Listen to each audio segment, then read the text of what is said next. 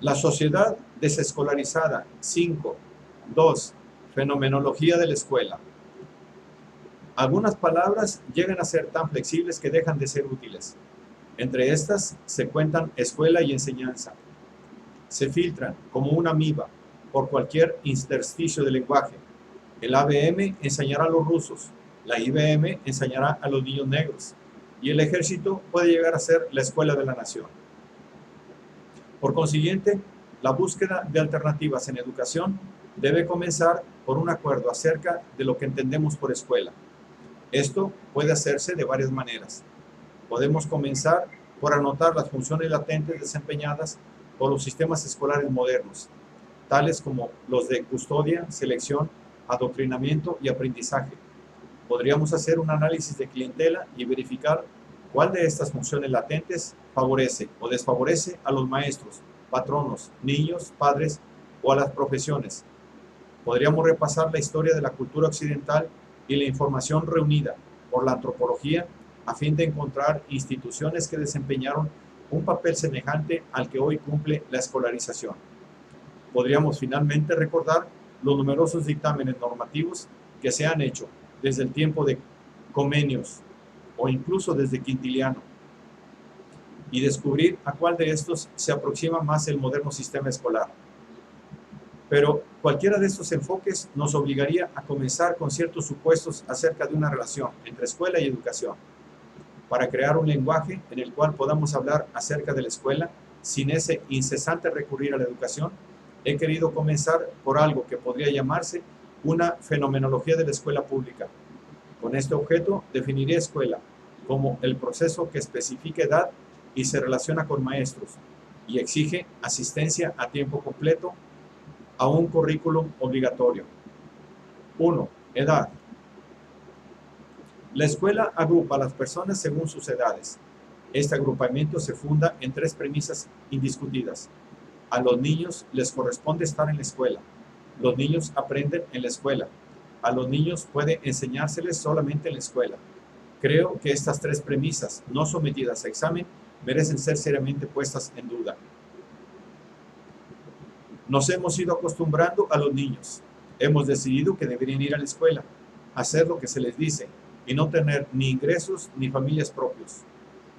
Esperamos que sepan el lugar que ocupan y se comporten como niños. Recordamos, ya sea nostálgicamente o con amargura, el tiempo en que también fuimos niños. Se espera de nosotros que toleremos la conducta infantil de los niños. La humanidad es para nosotros una especie simultáneamente atribulada y bendecida con la tarea de cuidar a los niños. No obstante, olvidamos que nuestro actual concepto de niñez solo se desarrolló recientemente en Europa Occidental y hace aún menos en América. La niñez, como algo diferente de la infancia, la adolescencia o la juventud, fue algo desconocido para la mayoría de los periodos históricos. Algunos siglos del cristianismo no tuvieron ni siquiera una idea de sus proporciones corporales. Los artistas pintaban al niño como un adulto en miniatura sentado en el brazo de su madre. Los niños aparecieron en Europa junto con el reloj de bolsillo y los prestamistas cristianos del Renacimiento. Antes de nuestro siglo, ni los ricos ni los pobres supieron nada acerca de vestidos para niños, juegos para niños o de la inmunidad del niño ante la ley. La niñez pertenecía a la burguesía. El hijo del obrero, el del campesino y el del noble vestían todos como lo hacían sus padres, jugaban como estos y eran ahorcados igual que ellos. Después de que la burguesía descubriera la niñez, todo esto cambió. Solo algunas iglesias continuaron respetando por cierto tiempo la dignidad y madurez de los menores. Hasta el Segundo Concilio Vaticano se le decía a cada niño que un cristiano llega a tener discernimiento moral y libertad a la edad de 7 años y a partir de entonces es capaz de caer en pecados por los cuales podrá ser castigado por toda una eternidad en el infierno. A mediados de este siglo, los padres de clase media comenzaron a tratar de evitar a sus niños el impacto de esta doctrina, y su modo de pensar acerca de los niños es el que hoy prevalece en la iglesia. Hasta el siglo pasado, los niños de padres de clase media se fabricaban en casa con la ayuda de preceptores y escuelas privadas. Solo con el advenimiento de la sociedad industrial La producción en masa de la niñez comenzó a ser factible y a ponerse al alcance de la multitud. El sistema escolar es un fenómeno moderno, como lo es la niñez que lo produce. Puesto que hoy en día la mayoría de las personas viven fuera de las ciudades industriales, la mayoría de la gente no experimenta actualmente la niñez. En los Andes, uno labra la tierra cuando ha llegado a ser útil. Antes de esa edad, uno cuida las ovejas. Si se está bien nutrido, debe llegarse a ser útil hasta los 11 años de edad, y de otro modo a los 12. Estaba yo conversando hace poco con Marcos, mi celador nocturno, acerca de su hijo de 11 años que trabajaba en una barbería. Hice en español la observación de que su hijo era todavía un niño. Marcos, sorprendido, contestó con inocente sonrisa: Don Iván, creo que usted tiene razón. Percatándome de que hasta el momento de mi observación, Marcos había pensado en el muchacho primariamente como su hijo. Me sentí culpable de haber corrido la cortina de la niñez entre dos personas sensatas. Naturalmente, que si yo le fuese a decir a un habitante de los barrios bajos de Nueva York que su hijo que trabaja es todavía un niño, no mostraría ninguna sorpresa. Sabe él muy bien que a su hijo de 11 años debería permitírsele su niñez, y se resiente de que no sea así. El hijo de Marcos no ha sido afectado aún por el anhelo de tener niñez. El hijo del neoyorquino se siente desposeído. Así pues, la mayoría de la gente en el mundo o no quieren o no pueden considerar una niñez moderna para sus críos. Pero también parece que la niñez es una carga para esos pocos a quienes se les concede. A muchos simplemente se les obliga a pasar por ella y no están en absoluto felices en desempeñar el papel de niños. Crecer pasando por la niñez significa estar condenado a un proceso de conflicto inhumano entre la conciencia de sí y el papel que impone una sociedad que está pasando por su propia edad escolar. Ni Stephen Dedalus ni Alexander Portnoy gozaron de la niñez, y según sospecho, tampoco nos gustó a muchos de nosotros el ser tratados como niños.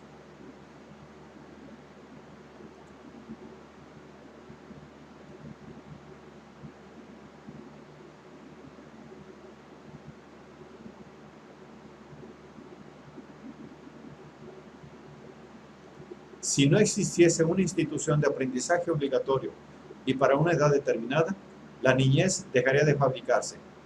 Los menores de los países ricos se librarían de su destructividad y los países pobres dejarían de rivalizar con la niñería de los ricos. Para que la sociedad pudiese sobreponerse a su edad de la niñez, tendría que hacerse visible para los menores o vivible para los menores. La disyunción actual entre una sociedad adulta que pretende ser humanitaria y un ambiente escolar que remeda la realidad no puede seguir manteniéndose.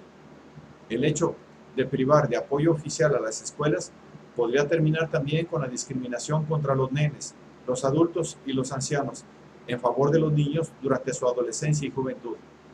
Es probable que la decisión social de asignar recursos educacionales preferentemente a aquellos ciudadanos que han dejado atrás la extraordinaria capacidad de aprendizaje de sus primeros años y no han llegado a la cúspide de su aprendizaje automotivado, parezca grotesca cuando se vea retrospectivamente.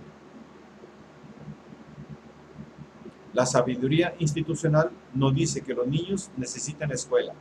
La sabiduría institucional nos dice que los niños aprenden en escuela. Pero esta sabiduría institucional es en sí el producto de las escuelas, porque el sólido sentido común nos dice que solo a niños se les puede enseñar en la escuela. Solo segregando a los seres humanos en la categoría de la niñez podremos someterlos alguna vez a la autoridad de un maestro de escuela. 2. Profesores y alumnos. Por definición, los niños son alumnos. La demanda por el medio ambiente escolar crea un mercado ilimitado para los profesores titulados. La escuela es una institución construida sobre el axioma de que el aprendizaje es el resultado de la enseñanza, y la sabiduría institucional continúa aceptando este axioma pese a las pruebas abrumadoras en sentido contrario. Todos hemos aprendido la mayor parte de lo que sabemos fuera de la escuela. Los alumnos hacen la mayor parte de su aprendizaje sin sus maestros, y a menudo a pesar de estos. Y lo que es más trágico, a la mayoría de los hombres son las escuelas las que les enseñan su lección aun cuando nunca vayan a la escuela. Toda persona aprende a vivir fuera de la escuela. Aprendemos a hablar, pensar, amar, sentir, jugar, blasfemar, politiquear y trabajar sin la interferencia de un profesor. Ni siquiera los niños que están día y noche bajo la tutela de un maestro constituyen excepciones a la regla. Los huérfanos, los cretinos y los hijos de maestros de escuela aprenden la mayor parte de lo que aprenden fuera del proceso educativo programado para ellos. Los profesores han quedado mal parados en sus intentos de aumentar el aprendizaje entre los pobres. A los padres pobres que quieren que sus hijos vayan a la escuela, no les preocupa tanto lo que aprendan como el certificado y el dinero que obtendrán. Y los padres de clase media confían sus hijos a un profesor que evita que aprendan aquello que los pobres aprenden en la calle. Las investigaciones sobre educación están demostrando cada día más que los niños aprenden aquello que sus maestros pretenden enseñarles, no de estos, sino de sus iguales, de las tiras cómicas, de la simple observación al pasar y sobre todo del solo hecho de participar en el ritual de la escuela. Las más de las veces los maestros obstruyen el aprendizaje de materias de estudio conforme se dan en la escuela. La mitad de la gente de nuestro mundo jamás ha estado en una escuela. No se han topado con profesores y están privados del privilegio de llegar a ser desertores escolares. No obstante, aprenden eficazmente el mensaje que la escuela enseña, el que deben tener escuela, y más escuela. La escuela les instruye acerca de su propia inferioridad mediante el cobrador de impuestos que les hace pagar por ella, mediante el demagogo que les suscita las esperanzas de tenerla, o bien mediante sus niños cuando estos se ven luego enviciados por ella. De modo que a los pobres se les quita su respeto a sí mismos al suscribirse a un credo que concede la salvación solo a través de la escuela. La Iglesia les da, al menos, la posibilidad de arrepentirse en la hora de su muerte. La escuela les deja con la esperanza, una esperanza falsificada, de que sus nietos la conseguirán. Esa esperanza es, por cierto, otro aprendizaje más que proviene de la escuela, pero no de los profesores. Los alumnos jamás han atribuido a sus maestros lo que han aprendido. Tanto los brillantes como los lerdos han confiado siempre en la memorización, la lectura y el ingenio para pasar sus exámenes, movidos por el garrote o por la obtención de una carrera ambicionada. Los alumnos tienden a crear fantasías románticas sobre su periodo en la escuela, atribuyen retrospectivamente su aprendizaje al maestro cuya paciencia aprendieron a admirar, pero esos mismos adultos se preocuparían por la salud mental de un niño que corriera a casa a contarles que han aprendido de cada uno de sus profesores. Las escuelas crean trabajos para maestros de escuela, independientemente de lo que aprendan de ellos sus alumnos. Asistencia a jornada completa. Cada mes veo una nueva lista de propuestas que hace el AID, alguna industria estadounidense, sugiriéndole reemplazar los practicantes del aula latinoamericanos por unos disciplinados administradores de sistemas o simplemente por la televisión. Pero, aunque el profesor sea una maestra primaria o un equipo de tipos con delantales blancos, y ya sea que logren enseñar la materia indicada en el catálogo o fracasen en el intento, el maestro profesional crea un entorno sagrado. La incertidumbre acerca del futuro de la enseñanza profesional pone al aula en peligro. Si los educadores profesionales se especializan en fomentar el aprendizaje, tendrían que abandonar un sistema que exige entre 750 y 1.500 reuniones por año. Pero, naturalmente, los profesores hacen mucho más que eso.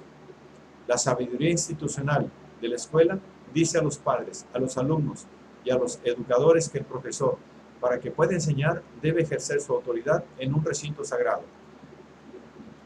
Esto es válido incluso para profesores cuyos alumnos pasan la mayor parte de su tiempo escolar en un aula sin muros. La escuela, por su naturaleza misma, tiende a reclamar la totalidad del tiempo y las energías de sus participantes.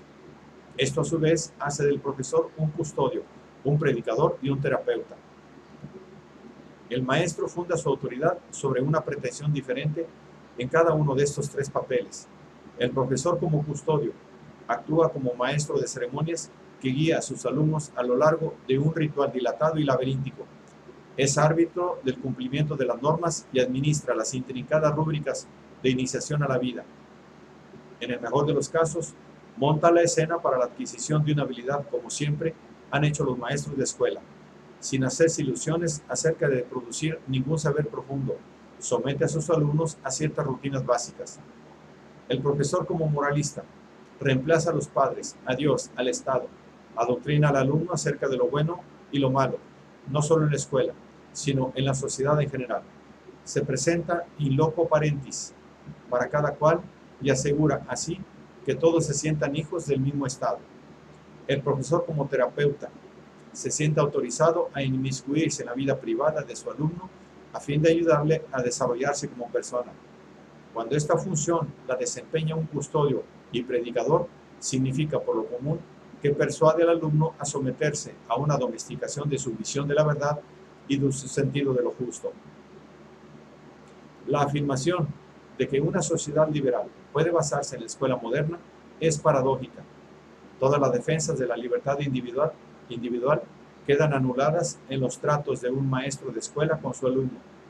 Cuando el maestro funde en su persona las funciones de juez, ideólogo y médico, el estilo fundamental de la sociedad es pervertido por el proceso mismo que debiera preparar para la vida.